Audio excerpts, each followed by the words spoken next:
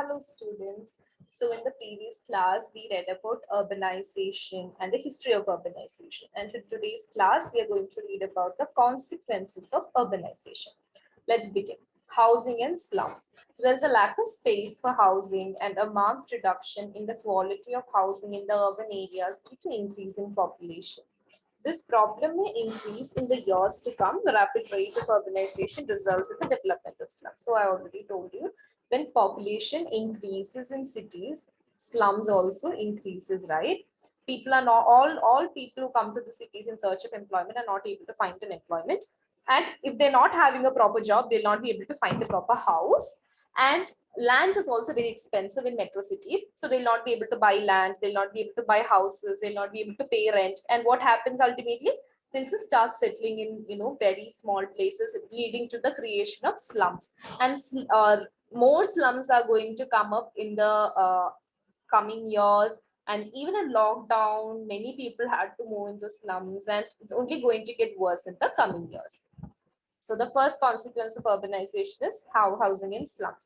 Overcrowding, somewhat related to slums only.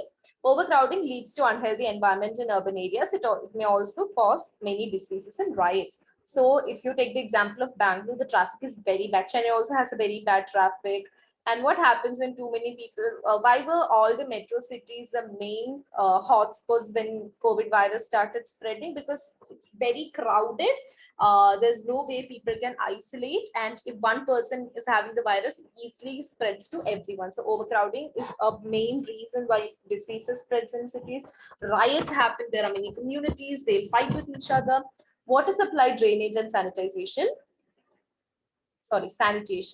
No city has round the clock water supply in the world. So urban cities are having population issues, right? It's overpopulated and there is not enough water for all the people. So they'll be having limited times, maybe morning 9 to 11, water will be coming, and people will be forced to store water during that time to use for the rest of the day.